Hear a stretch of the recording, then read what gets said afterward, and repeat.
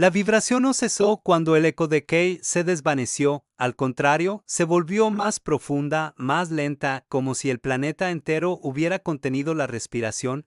No era un temblor violento, sino una presión constante, un recordatorio de que algo inmenso se movía bajo la superficie, no con prisa, sino con una paciencia infinita. Ultario no necesitaba apresurarse, sabía que todo lo que vive depende del suelo que pisa, y que tarde o temprano el mundo mismo se rendiría ante su presencia. Erekan permaneció inmóvil frente a la grieta, sintiendo como el frío ancestral ascendía por sus patas hasta el pecho. Cada latido de su corazón parecía sincronizarse con el pulso de la tierra, y por primera vez comprendió que aquel sonido no era una amenaza, sino un lenguaje. Ultarion estaba hablando.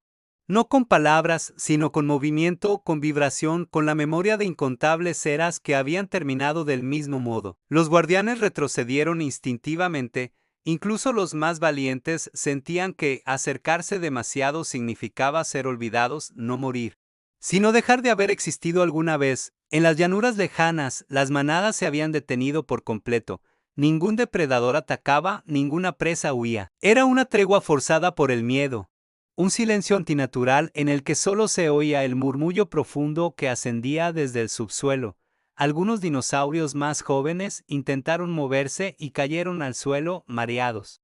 Como si el mundo rechazara sus pasos, los ancianos comprendieron que cada movimiento alimentaba algo que no debía ser despertado del todo. En el mar, Cronomar emergió parcialmente, lo suficiente para observar el horizonte. El océano ya no respondía como antes. Las corrientes se deshacían bajo su cuerpo y las criaturas abisales se escondían en grietas imposibles. Cronomar recordó su juramento.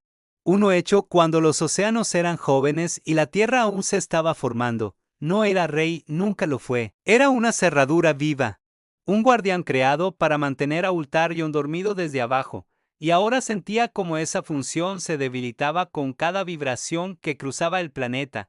El cielo tampoco estaba a salvo. Las corrientes de aire se rompían y los grandes voladores luchaban por mantenerse en equilibrio. Algunos cayeron desde alturas imposibles, no por heridas, sino porque el aire ya no los sostenía. El mundo vertical estaba perdiendo su estabilidad, como si la gravedad misma comenzara a inclinarse hacia el centro del planeta, atraída por algo mucho más pesado que cualquier criatura conocida. Erekan dio un paso adelante. El suelo respondió con un latido más fuerte, y la grieta se ensanchó apenas un poco, lo suficiente para revelar una oscuridad tan densa que parecía absorber la luz. No había fuego, no había ojos, no había forma.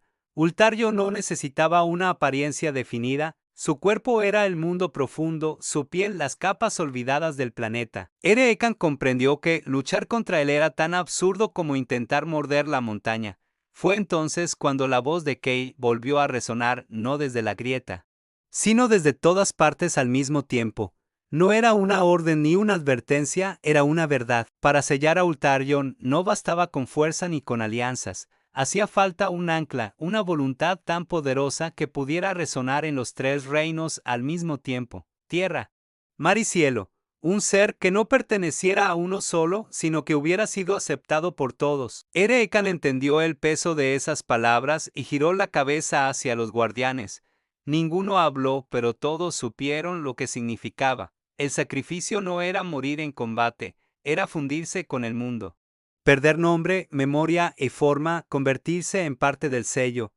Erekan sintió miedo, un miedo profundo y silencioso, pero también una claridad absoluta. Si Ultarion despertaba por completo, no habría vencedores, solo un nuevo comienzo vacío. Desde el horizonte, una sombra cruzó el cielo. Los últimos grandes voladores regresaban, no huyendo, sino respondiendo a un llamado que no podían ignorar. En el mar, Cronomar se sumergió de nuevo, descendiendo hacia las profundidades prohibidas, dispuesto a cumplir su parte del pacto antiguo. El mundo entero se estaba alineando, no para luchar, sino para resistir una vez más. Erekan avanzó hasta el borde de la grieta y rugió, no con furia, sino con propósito. Su voz recorrió la tierra, el océano y el cielo, y por un instante el pulso de Ultarion vaciló. No se detuvo, pero dudó, como si reconociera algo familiar. La era del rugido no estaba suplicando.